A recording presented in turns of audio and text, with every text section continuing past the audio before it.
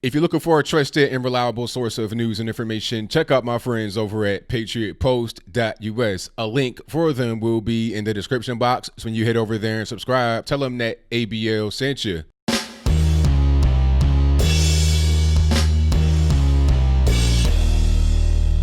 How's everybody doing? My name is Anthony Brian Logan, and today we got to talk about Joe Biden and the whole Fingergate kerfuffle.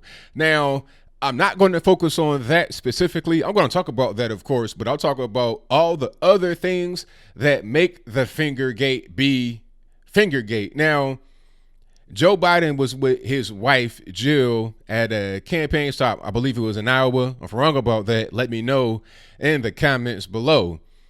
But he's at the campaign stop. He's standing behind her to her right. Now she's talking. For some reason, she's like using all kind of hand movements. Her arm is like way out here. She's about to slap him in the face with her arm. And her hand's like wide open with all five fingers like, okay, you're going to slap him with what? But it looks like her arm comes in contact with his face. And he kind of like backs up and the crowd laughs. And then she kind of like puts her arm in her hand right back in his face. And then he reaches out and kind of like bites her finger a little bit. So I'm like, that was pretty weird. The still shots are the worst. Okay. This guy is looking like he is just losing it. He doesn't understand what's going on. You're biting your wife's finger. You think it was a sandwich. You thought it was a Coca-Cola or something. Like, what are you really doing to your wife's finger? Now, some would say, oh, ABL, that's not really a big deal. He was just nibbling his wife's finger. It wasn't a random stranger. It makes him look human. It's kind of cute. But nah. You're trying to become the president, the most important job in the whole wide world. You're trying to become that guy, and you're doing stuff like this on stage.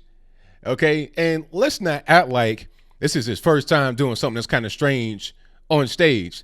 Let's not even go there. He's done this many times before. Not, nibbling his wife's finger, but just a general lack of situational awareness is what I would call it. He doesn't understand what's going on all the time when he should. He's on stage and the camera is right in front of him, but he turns his back on that camera to maybe talk to some crowd that are behind him for an extended period of time. It's like, okay, you might want to glance back there, but not just totally turn your back on the camera that's facing right in front of you when there's no cameras on the other side.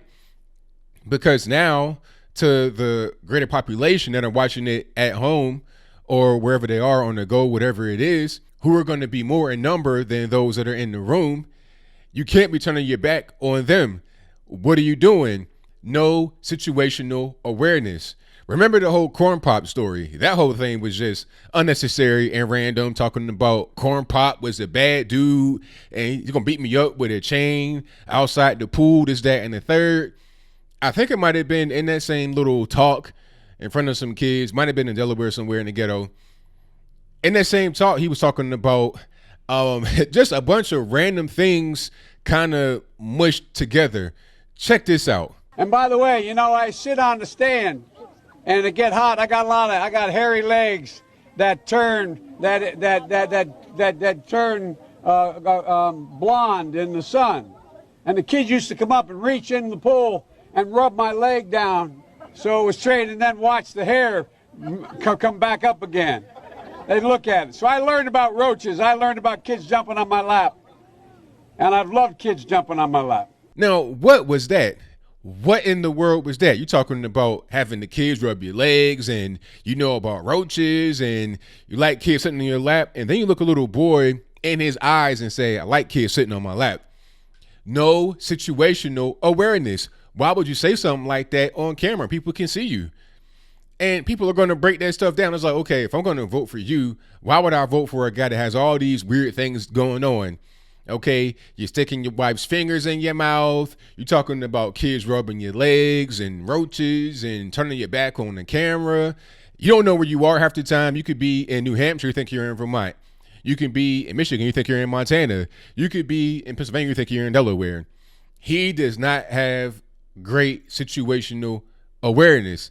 It's simple as that. Some may say that's just Joe being Joe. ABL Joe always has these gaffes. It's been part of his whole thing. That's part of his whole shtick. It makes him kind of charming and human. No. See, Joe Biden will always say things that are kind of controversial. That's different than saying things that don't make any sense. A controversial thing is when he said, when you go into a corner store, you got to have a slight Indian accent. Okay, that's controversial. Playing into the whole Indians own corner store stereotype, which is partly true, but I digress.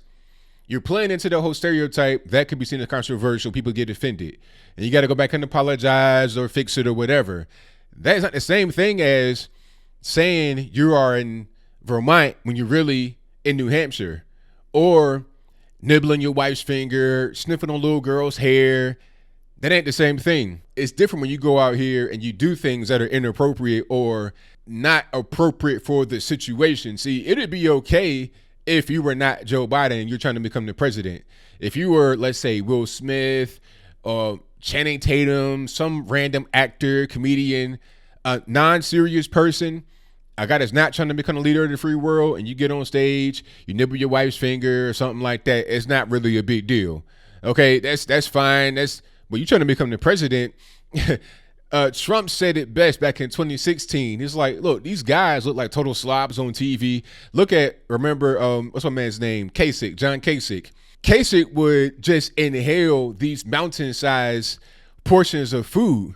And then Trump was like, his son, Barron at the time, was looking like, Daddy, look. He's like, don't look, son, don't look. Little bites. And I think that Joe Biden needs some of that counseling, some of that training. You're on camera so people can see you. And the memes that have come about, oh my goodness, the memes, just fantastic. Check this one out. This right here has to be my favorite.